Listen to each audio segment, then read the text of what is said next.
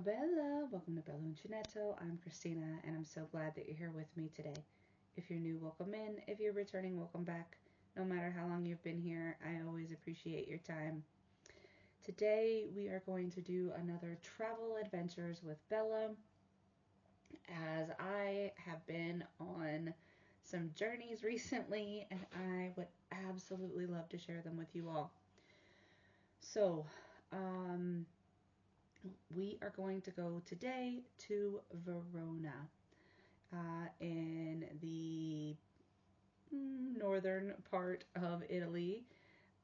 It's not quite the farthest north that you can go, but it's quite a bit of ways away from Sicily. So over Thanksgiving break, I went with another teacher friend and her children to the Veneto region of Italy, and we went to Verona and Venice. So today I'm just going to focus on Verona, as we were just there for the day, and there were other things that we wanted to do, but as we only had the day, we had to keep it pretty succinct. So we took about a 2-hour train ride from where we were staying in Venice to Verona, and we walked along. The city was a little chilly, to be honest. It was November, but it was lovely. The architecture was amazing. Excuse me. And as I am talking, pictures will be coming up. And we got there a little bit before what we would normally call lunchtime in America.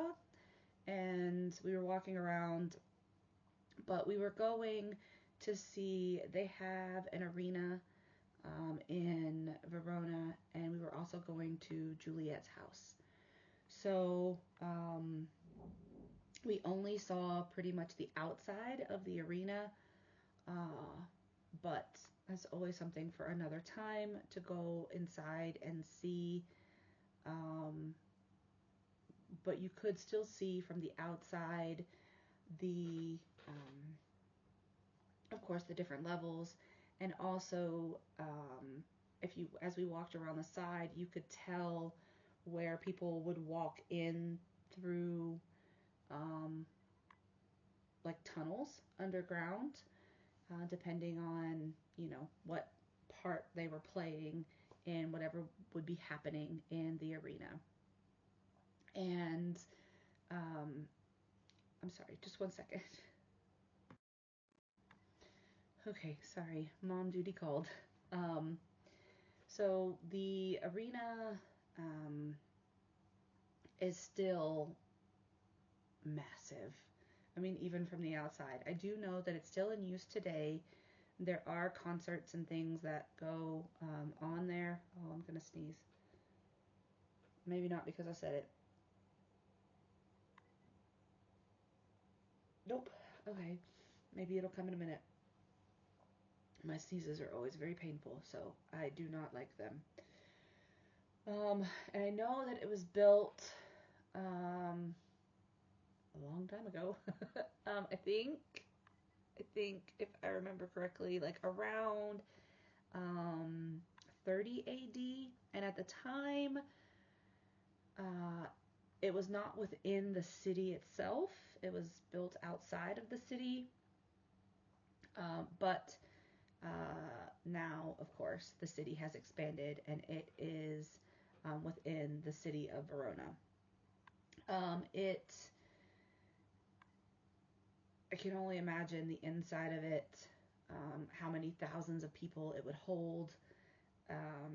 But as I said, we did not get to go in. There were people outside dressed as gladiators and such, trying to entice you to come in. If there was a show that night, they would want you to come and see the show.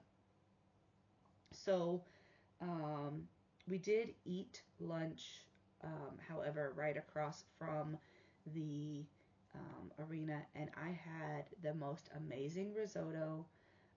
It was like a red wine risotto with like, um, of course, butter and cheese on top. And you couldn't taste, I mean, you couldn't taste the wine. I mean, it's all been cooked out, like the alcohol, but the flavor was just stunning.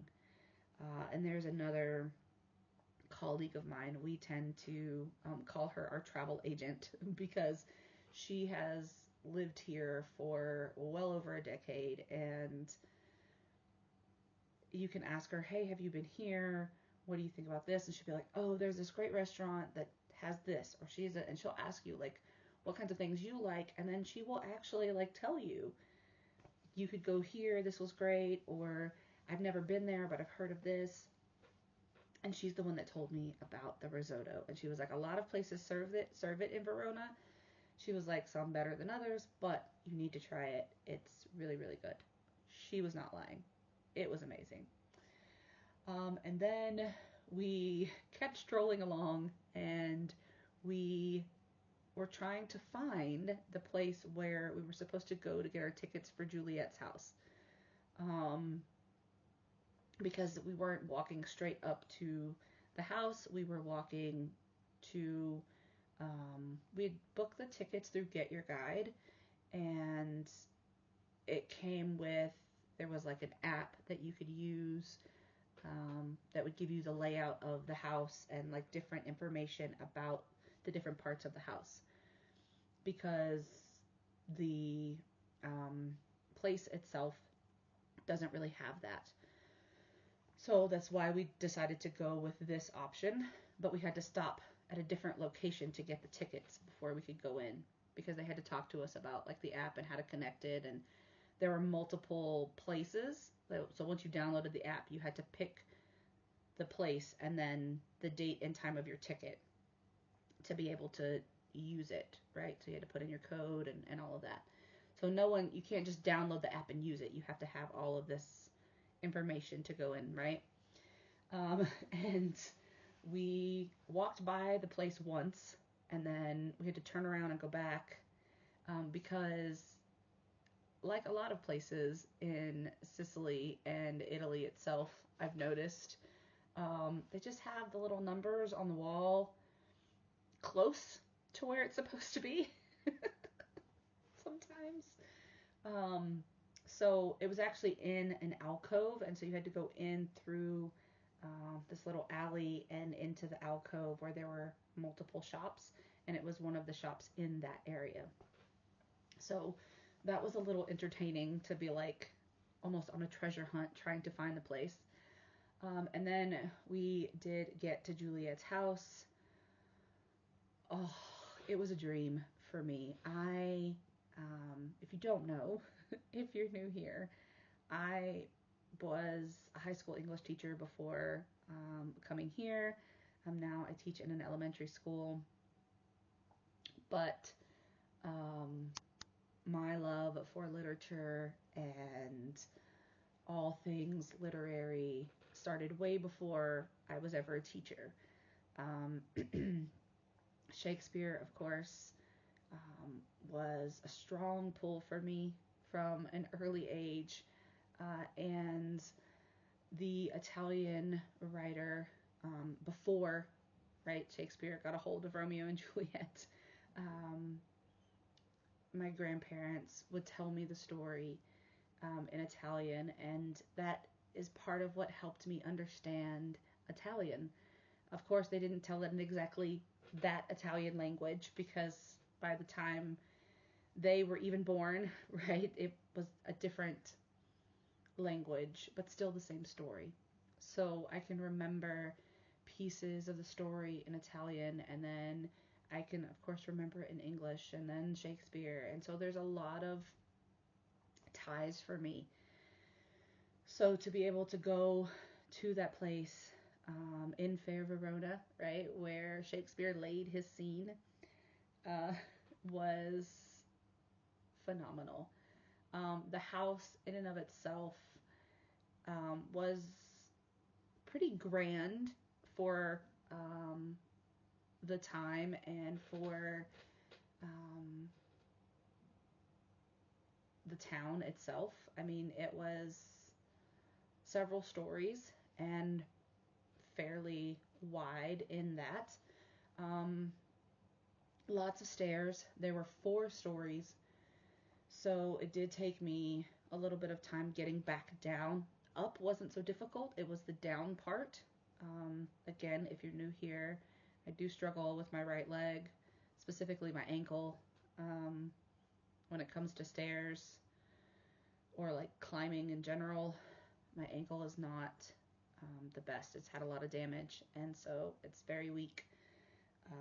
So it takes me a while sometimes to get down something. Climbing up the stairs, usually not a problem. It's the down part that seems to be the issue. But each level in the app had different pieces of information. So they had things from the Italian story. They had things from the. Sorry, hold on just one more time, I hope. Okay, we are rolling again. Apologies again.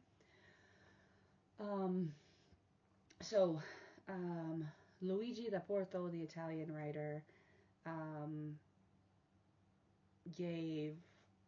There were some pieces about him and the like, not like the manuscript, but like copies of the story in his original Italian. And then there were pieces, like period pieces of what they would have worn during that time.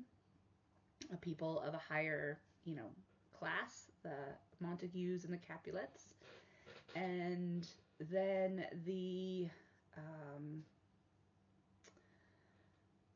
arguably, okay, there is argument here, the best um, Romeo and Juliet version. There have been many, but this one in particular, there were lots of pieces from the film there. It's the Franco Zeffirelli version in 1968 of Romeo and Juliet.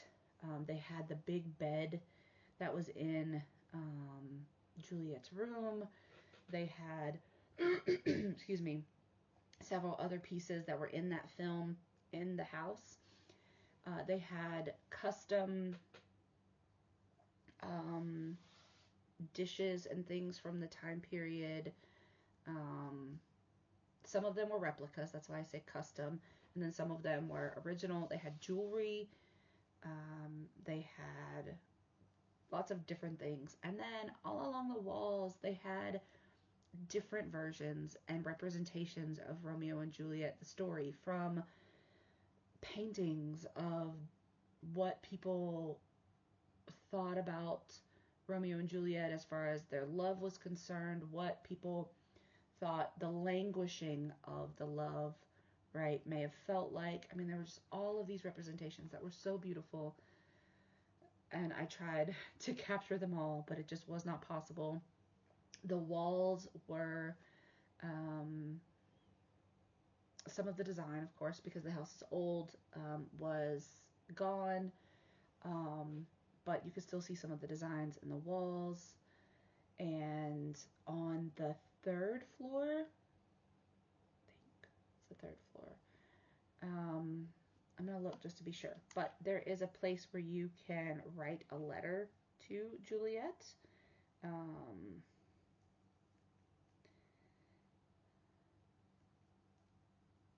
I need to spell correctly today. And they have a little mailbox that you can put it in, so you can write your own love letter.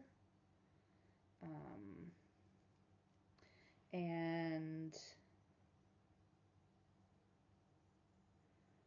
no.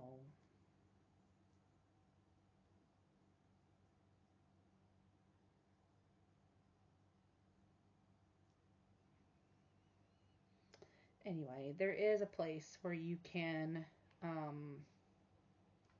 inside of the house, that you can write a letter. They're saying here that it is outside. There is a mailbox where you can put a letter to Juliet outside of the house, but there is a place inside where they have a desk with pens and paper and a red mailbox where you can put in the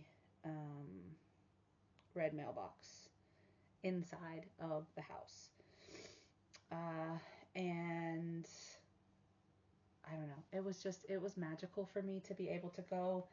The other thing that is very popular there is a statue of Juliet, and people line up to take a picture with her and to put their hand on her breast. They say that it is good luck in love to do so. I did not. And my daughter and I did take pictures with her.